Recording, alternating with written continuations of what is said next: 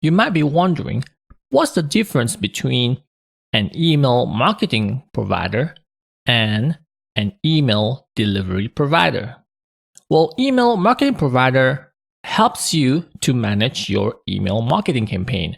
For example, they help you to manage your subscribers or contacts and help you to deliver your email newsletters.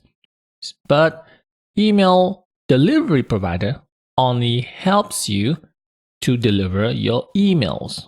So the emails may not necessarily be a newsletter. It can be a transactional email, for example, an email to notify or to confirm your order on an e-commerce website, or it can be a alert email, a news email, even a newsletter.